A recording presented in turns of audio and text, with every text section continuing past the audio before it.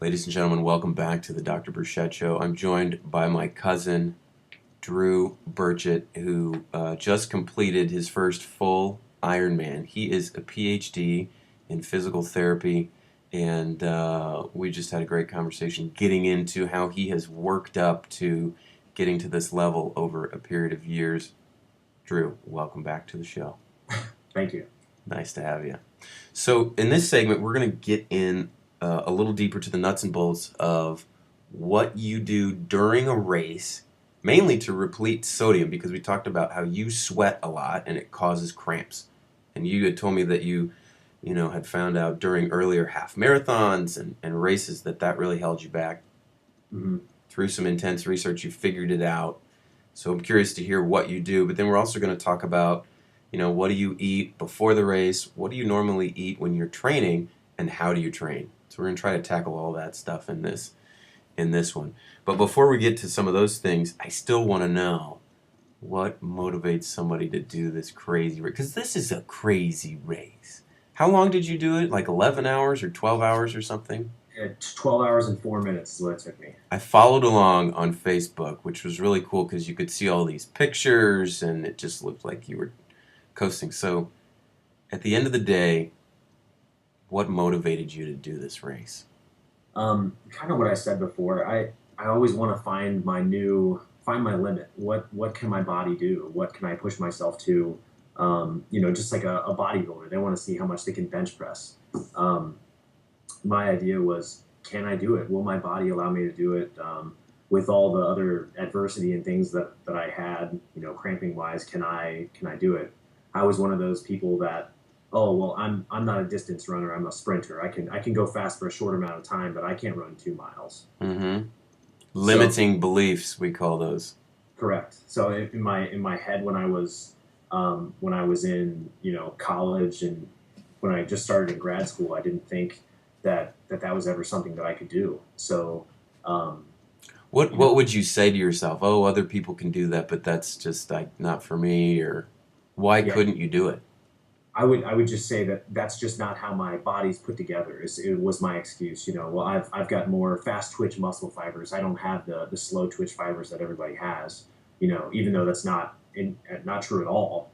Um, But that's what you would tell yourself. that's what I would tell myself How to. how did that belief of, I can't do that change for you? Like I said, when I watched, well, my wife getting me into things as it was, and then when I watched other people that you would look at them, the average person off the street, they're not going to be able to do that. They're just like me, Like this 300-pound woman who completed the Ironman. precisely, Crazy. precisely.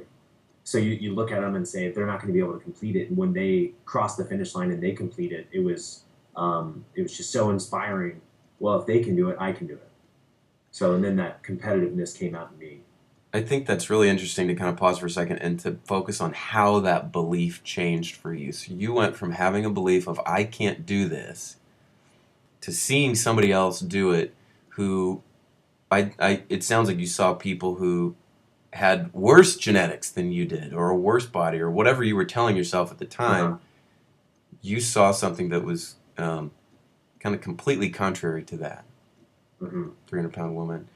And that is inspiration, like your belief changed from somebody else. They inspired you. I think that's a great lesson to kind of focus on.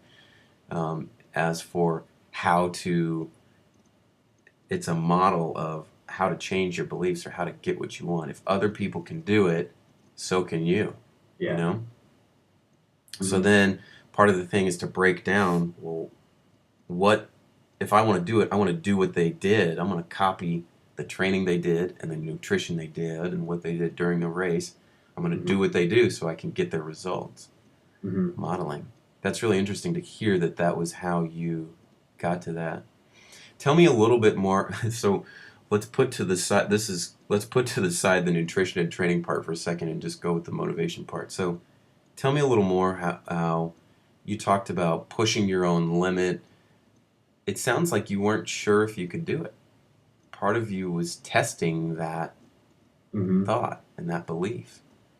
Yeah. Well, when I started, I told myself I was never going to go above the half distance race because once again, I believed myself. I told myself there's no way that my body will let me get through that. And and that it was wasn't. Yeah. that Go was ahead. just based on, it sounds like you have this idea that your body doesn't allow you to do certain things. That's just based on your experience of sports or your life or what other people have told you, or where did that come from? I would say it's experiences. So after I ran and I cramped it, it's 7 miles into a run. I'm not even 2 hours into something and I'm cramping. That told me that there was something wrong with my body that it wouldn't let me do it. It wasn't mental toughness. I mean, I'm I'm not. You can't get me to quit something. There's no way I'll quit something if I started. It's definitely not mental toughness. I just thought my body was basically giving up on me when I was trying to run, a half marathon. So, So once you got that cramping under control, then it's like there was this new belief of maybe I can do this. exactly. Maybe my body can do this. And then you proved it with this Ironman. So tell me how that felt when you're going through the full length Ironman and you're doing it and you're like living this new potential, because that's Yeah. like a breakthrough for you. hmm Um, I was so focused on finishing the different parts that I really didn't.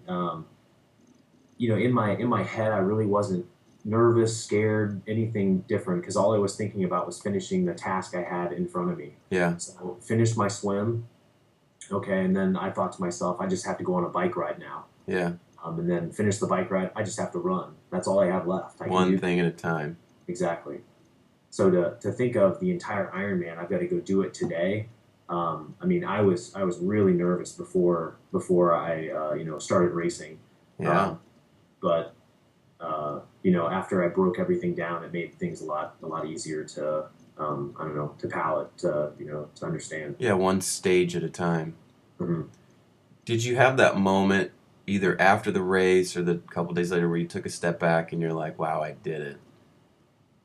I would say so at mile 24 into the run, I was hurting. I was hurting pretty good. I got a little bit of calf cramp, um, and I did not want to run. Mentally at that point I was really drained, um, and it the nature of the course at Louisville, you could actually hear how crazy they were going at the finish line when I was about a mile and a half away. Mm-hmm. So I heard, you can hear there's music playing down there, and you can hear like a faint voice announcing people's names and telling them they're an Ironman, and that really motivated me to finish everything.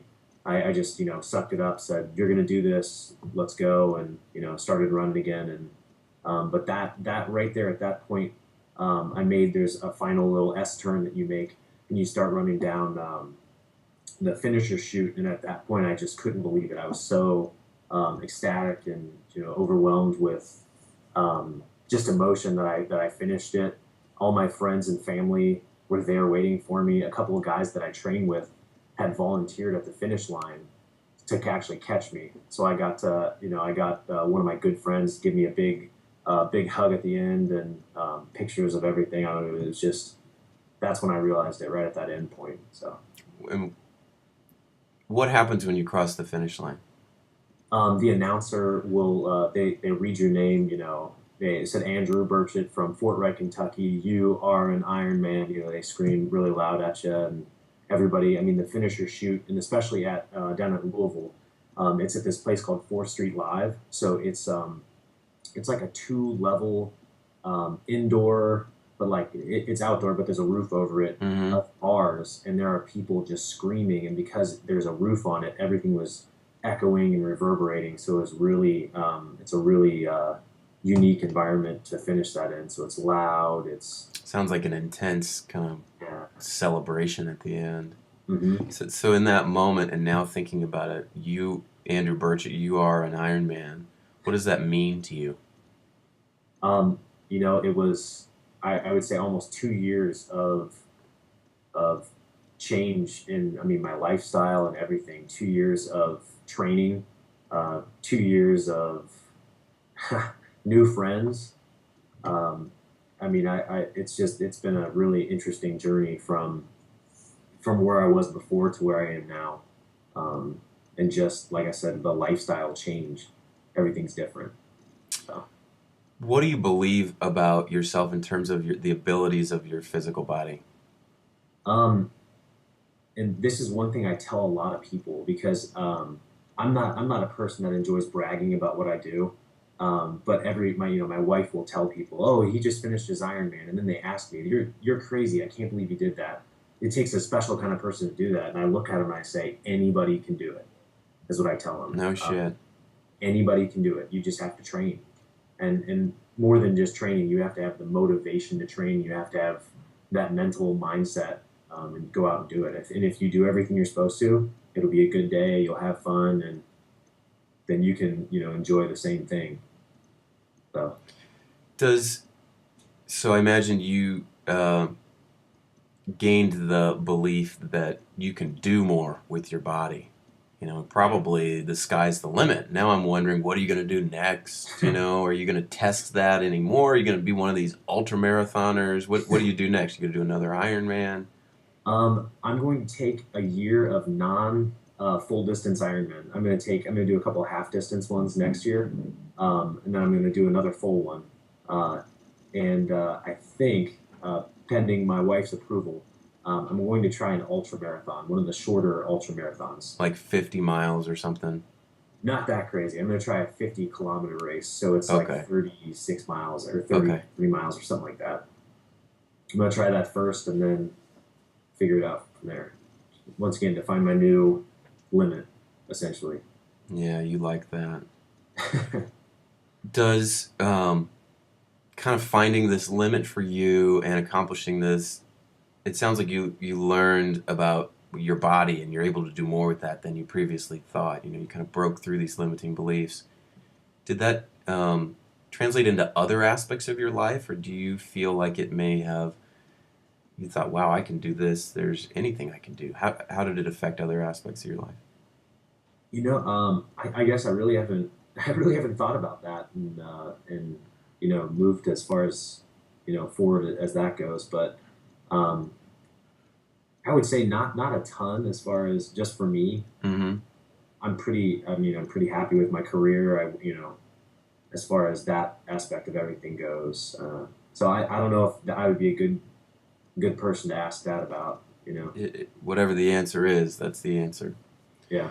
Um, does this, how does this tie into like some of the deeper stuff, like I don't know if you have a personal mission or purpose or spirituality.